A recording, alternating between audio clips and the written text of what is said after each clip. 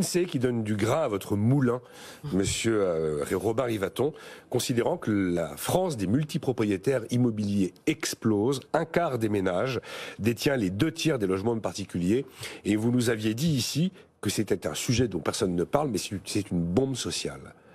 Oui, et là, les choses se confirment. Exactement. Ces chiffres viennent mettre un peu en lumière un phénomène que j'avais décrit il y a déjà quelques temps. Et au-delà de la question des multipropriétaires, la question c'est qu'en fait, on répète à longueur de journée que la France est un pays de propriétaires. Ce n'est plus vrai. Le taux de propriétaires en France s'est arrêté en 2007. Depuis 2007-2022, ça fait 15 ans qu'il ne bouge plus. Il ne progresse plus. Pendant ce temps-là, il a progressé dans tous les autres pays de l'OCDE.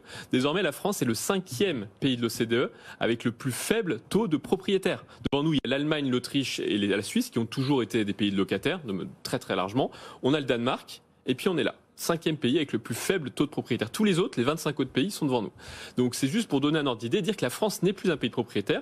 Et par contre, de l'autre côté, c'est un pays de multipropriétaires. Alors les 2/3 du parc, il y a beaucoup de résidences secondaires. C'est pas tellement ça qui interroge les spécialistes du secteur. C'est plutôt les gens qui ont plutôt plus de 5 logements, qui détiennent 60% des logements dans les métropoles. Et la question, c'est une analyse en volume, en logement, qui nous intéresse moyennement. En volume, le logement à Châtellerault, il ne vaut pas le logement à Paris, quand bien même serait-il plus grand. Et donc, quand à Paris, vous avez 60% des gens, 60% des logements qui sont détenus par des gens qui ont plus de 5 logements, en valeur de patrimoine, c'est beaucoup, beaucoup plus conséquent. Et donc, pourquoi on a créé ce phénomène? C'est la faute des politiques monétaires expansionnistes. Elle commence à peu près en 2007-2008, juste après la crise. Qu'est-ce qui se passe? L'accès au crédit devient très facile. Et donc, des gens qui ont des revenus suffisants peuvent commencer à s'endetter pour acheter de l'immobilier. C'est pas une critique contre eux. C'est un choix très intelligent de leur part. Mais la seule raison derrière que la politique publique qu'on devrait mener, c'est de ne plus rendre l'immobilier rare. Si l'immobilier n'est plus rare, les gens n'ont plus intérêt à vouloir l'acheter pour le stocker. Et donc aujourd'hui, on devrait avoir une politique publique majeure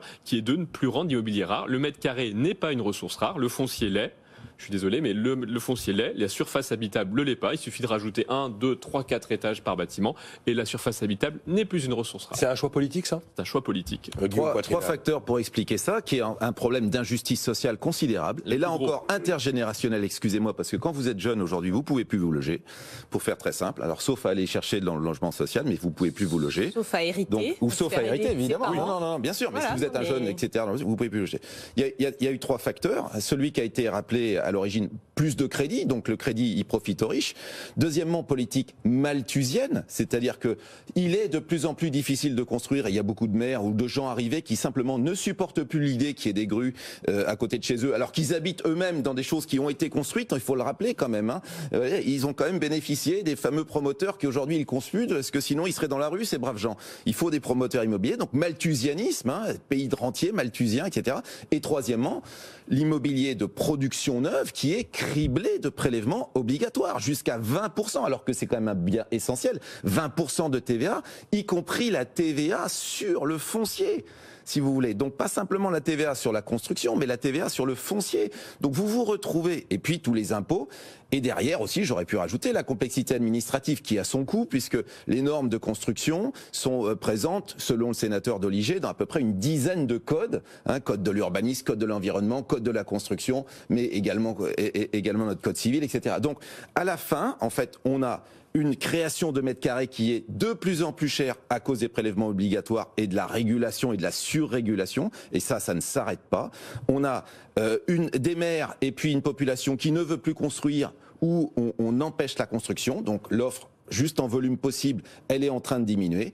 Et puis, on a des gens, tout simplement, qui ont compris la martingale, c'est-à-dire que en empruntant à 1,7% sur 20 ou 25 ans, eh bien, ils peuvent s'acheter davantage, ou ils ont l'impression de s'acheter. Vous avez donc une bulle. Ça s'appelle une bulle.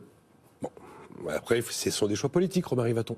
Non, mais ce sont des choix politiques qui peuvent être extrêmement lourds. Donc aujourd'hui, on a quand même construit pas trop mal ces 10 dernières années. Là, c'est en train de ralentir très fort. Et donc, d'ici 2-3 ans, on va avoir les conséquences sociales de ce mouvement. Les conséquences sociales, c'est des couples divorcés qui ne peuvent plus se séparer, qui doivent rester dans le même appartement. C'est des enfants qui restent plus longtemps chez leurs parents. C'est des gens qui vivent de plus en plus nombreux dans les mêmes surfaces. Il y a des pays qui l'ont vécu. Le Royaume-Uni, ça fait 10 ans qu'ils vivent dans des conditions de logement affreuses parce qu'on ne construit pas assez et qui vivent la même situation que nous. Le problème, c'est que je pense que les Français ne vont pas suivre le même chemin que les Britanniques et qu'il y a de fortes chances qu'ils retournent sur les ronds-points avant qu'on ait construit les premiers bâtiments. En tout cas, les Gaël inégalités immobilières sont quand même particulièrement fortes en France par rapport à d'autres pays, parce que il y a eu ce malthusianisme sur la construction, parce que le prix de l'immobilier n'a jamais vraiment baissé et a vraiment même augmenté d'une manière toujours solide en France, plus vite que l'inflation, etc. Et aussi parce qu'on a toujours fait des gros programmes de défiscalisation dont les Français, classe moyenne aisée, sont particulièrement friands.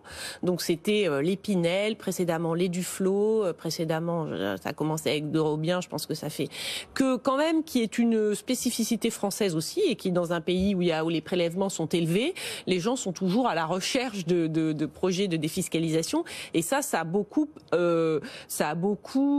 incité à avoir plusieurs appartements. Enfin, ça en a fait une épargne. C'est juste la contrepartie. Alors c'est une mauvaise solution, hein, mais c'est de la contrepartie de la surfiscalisation de l'immobilier. C'est-à-dire qu'en fait, on vient abaisser la facture immobilière d'un produit qui est criblé d'impôts, de taxes et d'obligations. Quand vous avez trop d'impôts, vous faites des ristournes. On fait des ristournes. Adoucir l'impôt. Et aujourd'hui, on va vous dire, les promoteurs immobiliers que je fréquente, ils vous disent, alors moi je suis sur une niche un peu particulière avec les constructions bas carbone en bois, mais tous disent, s'il n'y a plus de Pinel, si on nous enlève le Pinel, alors là, attendez-vous à moins 20, moins 30% de construction. Tous les gouvernements qui ont voulu s'attaquer à ça se sont tous retrouvés avec ce problème. Donc la solution, c'est de baisser les impôts sur la production immobilière.